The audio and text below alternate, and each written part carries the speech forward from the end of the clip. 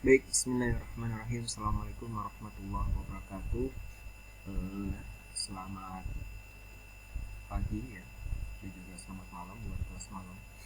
Eh, kita kembali lagi di mata kuliah manajemen strategis pada pertemuan yang keempat ya. Pada pertemuan yang keempat pada pagi hari ini. Terakhir kita membahas mengenai pengamatan lingkungan eksternal ya pada lingkungan umum. Dan juga saya memberikan tugas ya 2 soal untuk berlatih melakukan analisis lingkungan umum dan bagaimana lingkungan umum itu bisa mempengaruhi suatu industri. Dalam hal ini kemarin adalah perguruan tinggi ya. Mengenai pembahasan tugas, insya Allah nanti kita akan tindakan di pertemuan selanjutnya ya, karena di pertemuan ini saya ingin menyampaikan terlebih dahulu mengenai lanjutan dari pengamatan lingkungan eksternal yang fokus pada lingkungan kerja ya, yang fokus pada lingkungan kerja. Baik rekan-rekan mahasiswa, jadi untuk pengamatan lingkungan eksternal ya, itu kemarin saya sudah menyampaikan ada dibagi ke dalam dua jenis, yaitu lingkungan umum ya, yang mana analisisnya itu lebih fokus kepada isu-isu makro ya, yang mempengaruhi secara tidak langsung terhadap suatu industri ya. Apa aja variabel makro tersebut ya, itu ada aspek ekonomi, aspek sosial budaya, teknologi ya, kemudian kemarin lingkungan juga ya, dan lain sebagainya. Dan intinya semua itu adalah variabel makro yang secara tidak langsung dapat mempengaruhi keberlangsungan dari suatu industri terkait ya. Nah, pada kesempatan kali ini saya ingin menyampaikan masih pada pengamatan lingkungan eksternal, tapi yang fokus pada lingkungan kerja ya, atau di beberapa referensi itu disebut dengan lingkungan industri. Jadi lingkungan kerja atau lingkungan industri ini fokusnya adalah melakukan pengamatan terhadap hal-hal atau aspek-aspek yang berpengaruh secara langsung terhadap suatu industri terkait. Jadi bukan makro tapi mikro, lebih ke mikro lagi. Kalau makro kemarin yang kita bahas kan pengaruhnya secara tidak langsung ya. Tapi kalau yang ini secara langsung ya. Contohnya apa? Contohnya misalkan pesaing ya. Pesaing ini adalah pihak yang mempengaruhi industri itu secara langsung ya. Kedatangan pesaing itu harus disikapi oleh suatu industri ya, agar dia bisa tetap berjalan dan tetap bisa berkompetisi dengan pesaing tersebut. Kemudian ada juga pelanggan atau customer ya, itu adalah salah satu variabel di dalam lingkungan kerja yang juga harus dianalisis. Kemudian juga nanti ada juga supplier atau pemasok, itu juga termasuk ya. Jadi pihak-pihak yang berada di sekitar perusahaan yang mana dia mempengaruhi secara langsung suatu perusahaan. Nah, itu adalah variabel-variabel dalam lingkungan kerja ya. Nah, ini pihak-pihak seperti ini banyak tergantung jenis perusahaannya atau industrinya ya. Nah, jadi berbeda-beda ya. Nah, ini ya, lingkungan kerja termasuk elemen-elemen atau kelompok yang berpengaruh langsung pada perusahaan dan pada gilirannya akan dipengaruhi oleh perusahaan. Jadi memang ada semacam timbal balik seperti itu ya. Jadi dia mempengaruhi suatu perusahaan juga sebenarnya juga mempengaruhi dia gitu. Jadi ada semacam interaksi ya, interaksi bolak-balik seperti itu, sehingga yang paling penting, yang harus digarisbawahi dalam hal ini adalah dia berpengaruh secara langsung ya, seperti itu. Kemudian nah ini ya,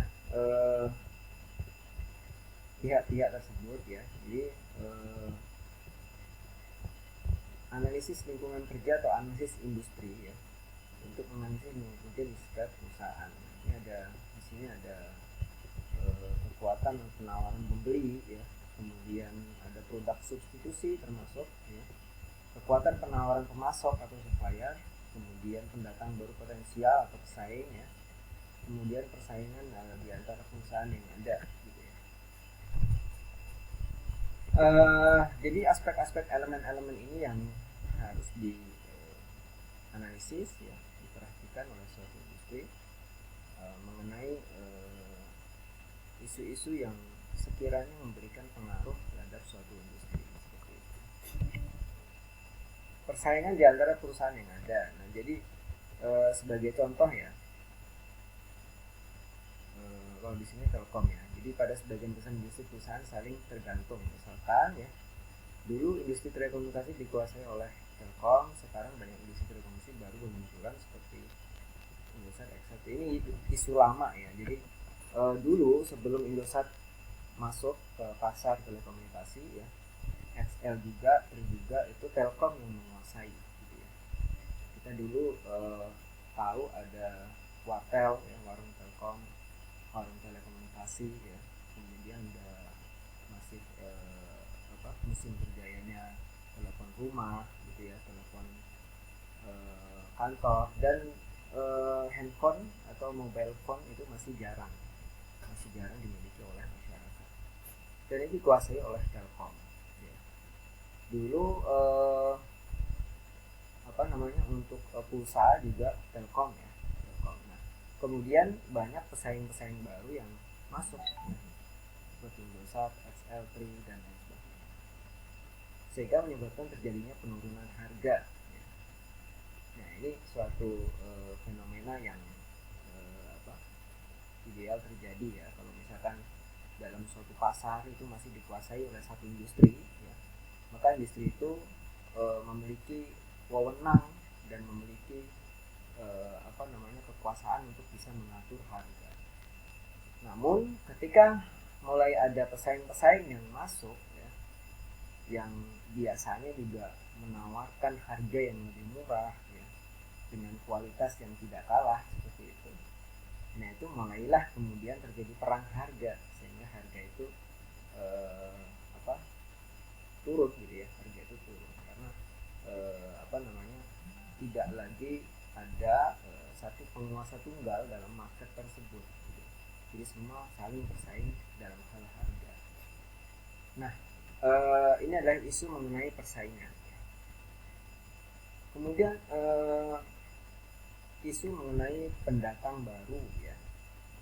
Dalam hal ini pendatang baru itu biasanya membawa kapasitas baru ya, kreativitas baru, dan hal-hal menarik yang baru ya, yang ditawarkan sebagai pelengkap kekurangan pelaku pasar sebelumnya. Jadi memang pendatang baru itu ya, itu biasanya datang itu dengan fasilitas-fasilitas baru yang ingin ditawarkan ya, dari pemain lama yang dia memiliki nilai yang lebih baik, entah dalam hal fitur ya, atau entah dalam hal harga, atau entah dalam hal kemudahan untuk mengakses ya, dan lain sebagainya ya, sehingga pendatang baru ini ya otomatis menjadi ancaman gitu bagi pemain lama gitu, seperti itu ya.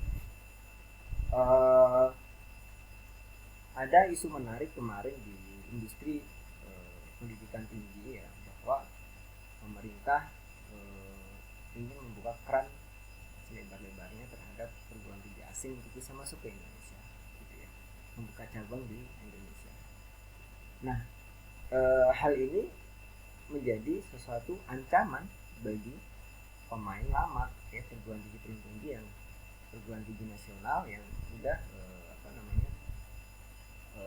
beroperasi di wilayah Indonesia seperti itu ya, sudah berkompetisi. Nah, karena biasanya kampus-kampus yang dari luar negeri itu ya, itu kan malah menjadi rujukan ya bagi kampus-kampus kita gitu kan, sehingga otomatis ya stigma kampus yang datang dari luar luar negeri itu memiliki citra yang lebih baik ya di mata masyarakat daripada kampus-kampus nasional kita. Hal-hal seperti itulah yang kemudian menjadi ancaman. Nah, bagaimana caranya menghalangi supaya pendatang baru tidak masuk? Ya, yang pertamanya ada beberapa strategi yang bisa dilakukan. Yang pertama adalah diferensiasi produk. Ya. Jadi suatu industri yang memiliki produk yang sangat spesifik, ya, susah ditiru, ya, itu mempersempit ruang pendatang baru untuk masuk. Jadi produk yang sangat spesifik. Nah, biasanya ini memang bagi industri pelopor. Jadi kan kalau dalam strategi itu kan ada istilah dia sebagai pelopor, ya. Strategi sebagai kreator, ya, atau sebagai follower. Kalau follower ini biasanya strateginya meskipun dia pendatang baru tapi dia mengamati, ya, ATM, ya, amati, tiru, modifikasi gitu ya. Nah itu apa boleh aja gitu kan, boleh aja asalkan dia memiliki sesuatu hal yang baru gitu ya. Maksudnya ada fitur yang fitur baru yang walaupun mungkin itu tidak banyak yang ditambahkan pada produk tersebut. Jadi amati, tiru, ya, modifikasi, namanya modifikasi kan. Nah seperti itu. Tapi ada juga perusahaan yang strateginya itu adalah sebagai pelopor suatu produk gitu ya. Jadi dia membuat produk itu dengan kreativitas baru, ya, belum ada sama sekali, ya, sehingga dia menjadi pelopor di sana. Contoh misalkan apa yang dilakukan oleh Tesla yang dipimpin oleh Elon Musk gitu ya. Dia membuat salah satunya ada mobil listrik, ya. Kemudian ada juga dia ingin membuat alat transportasi super cepat, ya. Semacam kereta bawah tanah sih ya, tapi sebenarnya bukan kereta bawah tanah juga, karena dia sangat cepat dan dioperasionalkan menggunakan listrik. Dan hal-hal seperti itulah yang membuat pendatang baru itu kadang juga susah masuk karena dia udah memiliki resources, udah memiliki sumber daya tertentu gitu ya yang belum diketahui oleh pesaingnya seperti itu. Ya, kalau di STEM Madani mungkin contohnya diferensi produknya itu pengembangan inovasi gitu ya, pengembangan inovasi dengan nama pengembangan inovasi ya. Nah ini sebenarnya kalau di Balikpapan ini menjadi sesuatu yang khasnya STEM Madani gitu, perguruan tingginya. Ya. Dan belum ada perguruan tinggi lain yang mungkin meniru ya konsep yang dilakukan oleh STEM Madani. Kemudian yang kedua adalah kebutuhan modal. Ya, jadi kalau untuk mendirikan suatu perusahaan atau membuat suatu produk tersebut itu butuh modal besar, ya otomatis pendatang baru ya, juga akan terbatas untuk bisa memasuki market tersebut. Kemudian akses ke saluran distribusi. Ya. Ini menjadi kelebihan dari suatu industri ya, ketika dia udah memiliki rantai pasok ya, rantai pasok yang memang udah sistematis dan itu menjadi keunggulan dia. Gitu. Ya. Jadi supply chain. Ya. Contoh misalkan kayak model-model Indomaret, ya, Alfamart, ya, itu kan sebenarnya sudah memiliki rantai pasok yang sudah termanage dengan baik. Seperti itu. Kemudian ada lagi ya mungkin seperti yang supermarket di lokal ini kayak saya lupa, bukan di Alfamart ya, yang satu lagi itu ya, yang dia menawarkan harga yang sangat murah dibandingkan dengan yang lain. Maxi ya, Maxi.